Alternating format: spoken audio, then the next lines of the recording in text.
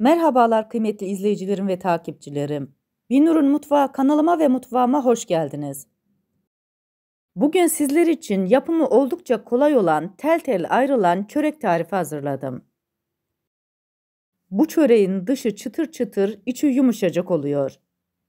Üstelik yapımı da oldukça zevkli ve kolay. Tarifime başlamadan önce kimin nereden izlediğini bana yorumlardan yazarsanız değerli takipçilerimin nereden izlediğini öğrenmiş olurum.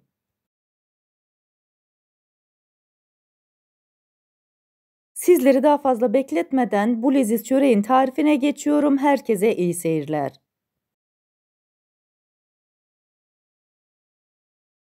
İlk olarak hamurumuzu yoğurmakla başlayacağız. Bunun için yoğurma kasesinin içerisine 1 su bardağı ılık su, 1 su bardağı ılık sütü ekliyorum. 1 tatlı kaşığı toz şeker, 1 çay kaşığı mayayı da ekledikten sonra spatula yardımıyla maya tamamen eriyinceye kadar karıştırıyorum. Bu aşamada sütünüzün ve suyunuzun ılık olmasına özen gösterin. Tarifimde 5 su bardağı un kullandım. Oldukça yumuşak bir hamur elde edeceğiz. O yüzden unumuzu eklerken yavaş yavaş kontrollü bir şekilde ekliyoruz. Tarifimde kullanmış olduğum su bardağı ölçüsü 200 mililitre.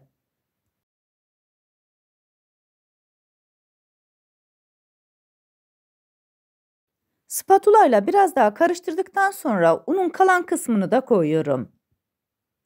1 tatlı kaşığı tuzu ekledikten sonra spatulayı hamurun içerisinden çıkartıyorum. Bu aşamadan sonra artık elimle yoğuracağım. 2-3 dakika boyunca hamurumuzu yoğurma kasesinde yoğuruyoruz.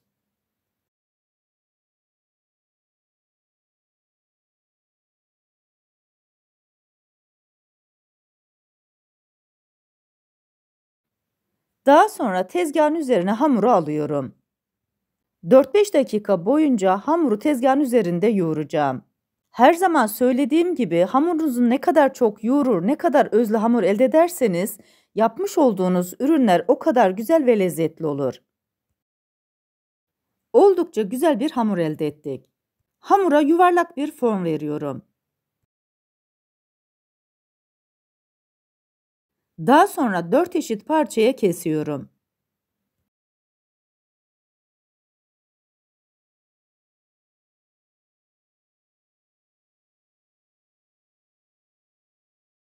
Kestiğim parçaları beze haline getiriyorum. Hamuru bütün olarak dinlendirmiyoruz. Beze haline getirdikten sonra dinlendiriyoruz.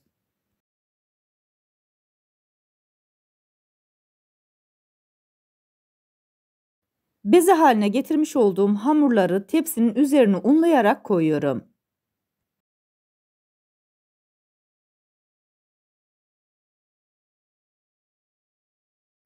Bezelerin üzerine biraz un serpiştirdikten sonra temiz bir poşete geçirerek 1 saat boyunca oda sıcaklığında dinlendiriyorum. 1 saatin sonunda bezelerimiz oldukça güzel bir şekilde dinlendi. Tezgahın üzerine un serpiştirerek bir tanesini tezgahın üzerine alıyorum. Bezenin üzerine biraz daha un koyduktan sonra elimle biraz açıyorum. Daha sonra oklava yardımıyla açabildiğim kadar büyük olacak şekilde açıyorum. Bu arada tarifimi buraya kadar izleyip beğendiyseniz ve hala kanalıma abone değilseniz, abone olarak beğeni ve yorumlarınızla beni desteklerseniz çok sevinirim. Beğeni ve yorumlarınız benim için gerçekten çok kıymetli.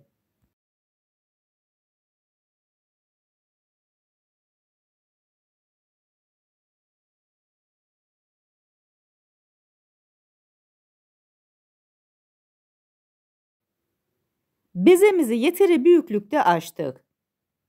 Diğer taraftan da 200 gram tereyağının içerisine çeyrek çay bardağı sıvı yağını ekledim. Yufkanın üzerini bu karışımla güzelce yağlıyorum. Koymuş olduğumuz tereyağı ve sıvı yağ karışımıyla bu çöreğimiz daha lezzetli ve daha güzel oluyor. Uç kısmını 4 parmak içeriye doğru katlıyorum. Diğer ucu da aynı şekilde katladıktan sonra tereyağı ve sıvı yağ karışımıyla yağlıyorum.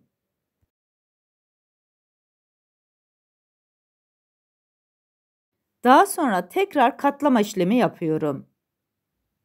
Her katladığım bölümü de tereyağı ve sıvı yağ karışımıyla yağlıyorum. Yufkamızı katlayarak aralarını yağlıyoruz ve 4 parmak aralıklarla üst üste getiriyoruz.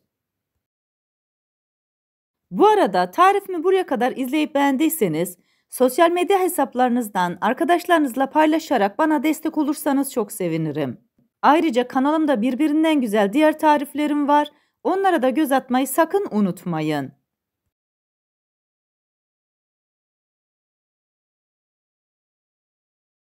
Yufkanın katlama işlemini bitirdikten sonra elimle biraz çekiştirerek uzatıyorum.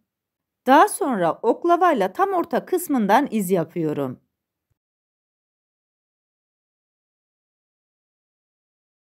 İz yapmış olduğum bölümü rulet yardımıyla ortadan kesiyorum. Parçanın bir tanesinin ucundan başlayarak yuvarlıyorum.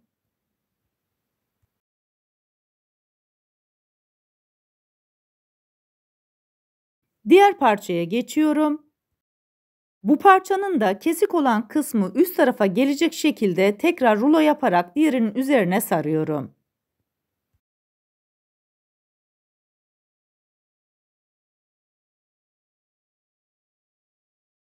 Şekil vermiş olduğum hamuru kenara koyuyorum. Sizlere bir kez daha göstermek istiyorum.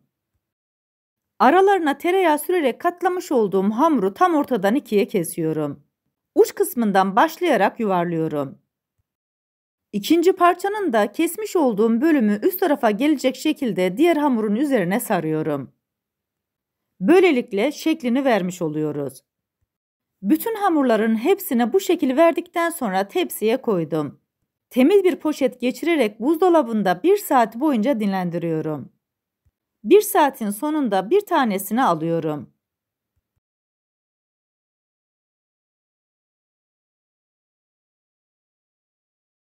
Altına ya da üstüne un koymuyoruz. Direkt tezgahın üzerine alarak tatlı tabağı büyüklüğüne gelinceye kadar hamuru açıyoruz.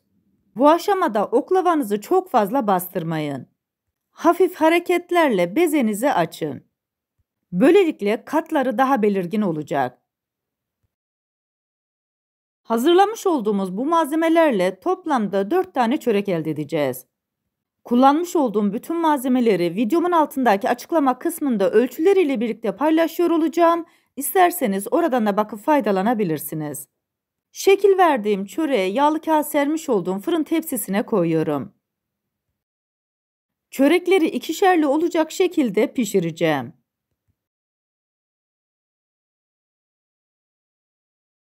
Diğer çöreğimizi de aynı şekilde açıyoruz.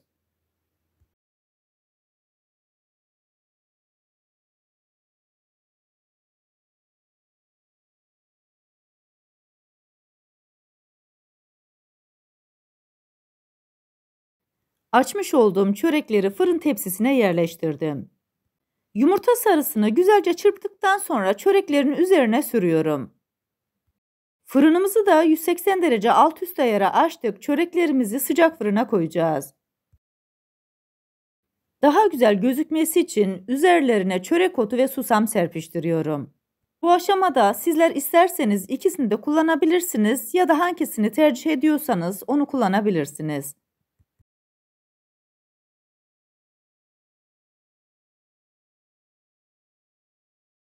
Hazırladığım çörekleri sıcak fırına götürüyorum. 35 dakika boyunca kontrollü bir şekilde tamamen kızarıncaya kadar beklettim. Diğer 2 tane çöreği de aynı şekilde pişirdim. Sizlere bir de bu leziz çöreklerin iç dokusunu göstermek istiyorum. Görüntüsü muhteşem oldu. Üstelik tel tel ayrılan dışı çıtır çıtır, içi yumuşacık. Çörekleri bu şekilde yaptıktan sonra dondurucunuzda saklayabilirsiniz. Yapımı oldukça kolay olan bu leziz çörekleri yapıp deneyecek olan herkese şimdiden afiyet olsun. Siz bu leziz çöreklerin son halini seyrederken ben de sizlere veda etmiş olayım.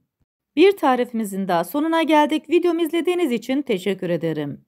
Bana destek olmak için tarifimi beğendiyseniz beğenmeyi, abone değilseniz abone olmayı, yeni tariflerimi izlemek için bildirim zilini açmayı, Tariflerimi sevdiklerinizle paylaşmayı unutmayın.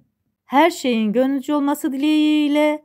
Hoşça kalın, afiyetle kalın, Allah'a emanet olun.